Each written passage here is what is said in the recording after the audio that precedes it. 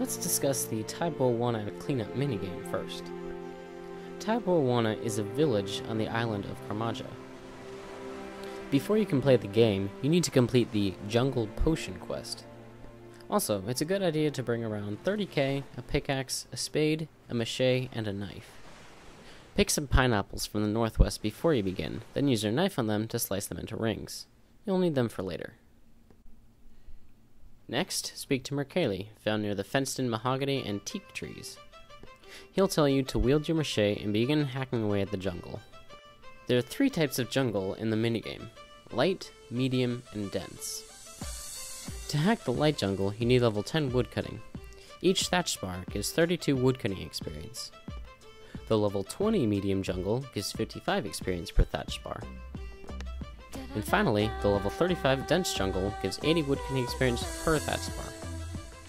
While you're cutting, you may encounter several enemies. These enemies include a mosquito swarm, which drops a proboscis when killed, a tribesman, a bush snake, which drops snake hide when killed, a jungle spider, which drops a spider carcass when killed, or blue, green, and yellow Bruto victims, which drop colored Bruto masks when killed. These Bruto victims are difficult to kill with basic combat, so you'll need to use special items on them to weaken them. The blue victims are weak against food. Remember those pineapple rings? Use those on the blue victims. The green victims are weak against anti-poison potions. Anti-poison potions can be purchased in the general store to the northwest of the village. And finally, the orange victims are weak against the Resylum's bomb. Once you've got some thatch bars, go to the fence around the village and begin repairing it. As you complete tasks around the village, you'll notice that a favor meter in the top left shows a percentage. Once it's 60% or higher, you can talk to the villagers to get trading sticks. The trading sticks can be used to buy clothes, better maches, access teak and mahogany trees, send items to your bank, and more. Overall, the game itself isn't spectacular for experience or money. I only profited around 270,000 gold per hour, and got around 11,000 experience in that time. Luckily, the woodcutting minigames don't end there. The next minigame is the Sawmill, located northeast of the rock.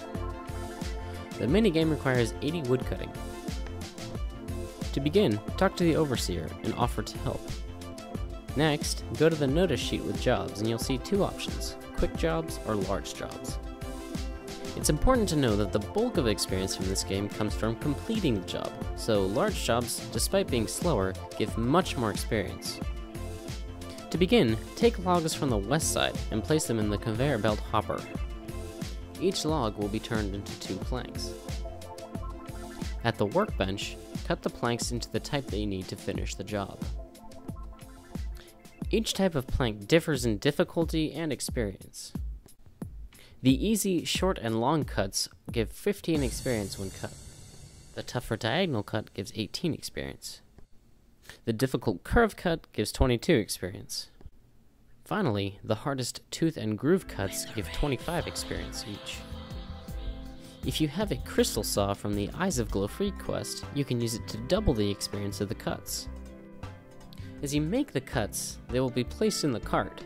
Once you've met the requirements for a cut, begin another style until you've got a complete order. To finish all the cuts on a large order, you'll probably need to collect more wood and make more planks.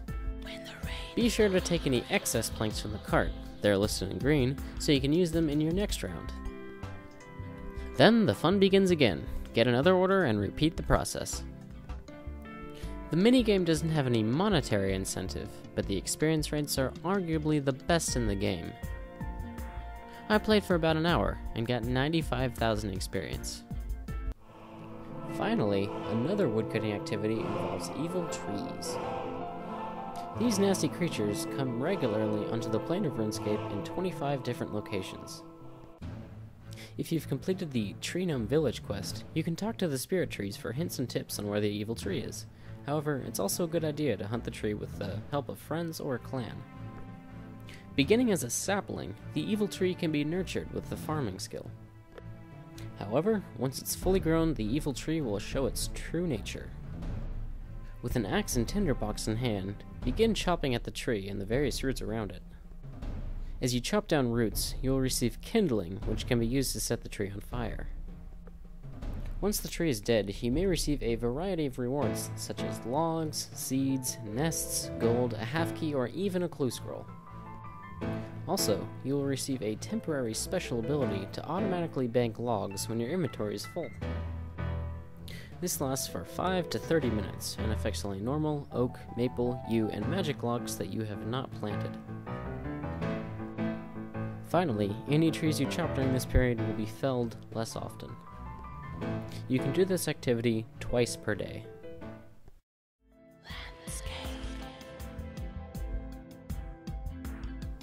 The Sacred Clay Hatchet, obtained from the Stealing Creations minigame, provides doubled experience. Unfortunately, this tool is impractical for large amounts of experience. There are two major downsides to this tool. First, it takes a long time to obtain, because Stealing Creations games generally last from 12 to 20 minutes. Second, the hatchet itself doesn't last very long, and gives between 25,000 to 40,000 experience, depending on the type of tree you're cutting. I would suggest using it if you get bored and want to play a minigame, but don't depend on it for level 99. Another hatchet, the Inferno Adds, is a reward obtainable after the All Fired Up quest. With a requirement of 92 firemaking, you must light a series of 14 beacons. It cuts at around the same speed as a Dragon Hatchet. However, the Inferno Adds incinerates around 33% of the logs you cut, which could be useful when cutting willows for an extra boost in firemaking experience. Obviously, using it when cutting magic or yew trees is probably not a good idea. If you use it to cut ivy, you won't get any firemaking experience because ivy doesn't produce anything. Therefore, it's a smart, cheap addition to any woodcutting's arsenal. Lumberjack clothing, which is obtained from the temple trekking activity, provides a woodcutting bonus for almost all woodcutting actions, excluding evil trees. The boots provide a 0.2% experience bonus, the hat a 0.4% bonus, the legs a 0.6% bonus, and the top a 0.8% bonus. For adventurers willing to collect this difficult set of clothes, all 4 pieces worn together provide a 2.5% woodcutting bonus. If you're going for level 99, I wouldn't recommend bothering to collect this set because it takes quite a while to get. However, if you're going to get 200 million experience, then it's definitely worth getting. While woodcutting, it's advisable to wear a rabbit foot necklace. You can make it yourself by snaring a white rabbit and using a ball of wool on the foot, or by simply buying it from the Grand Exchange.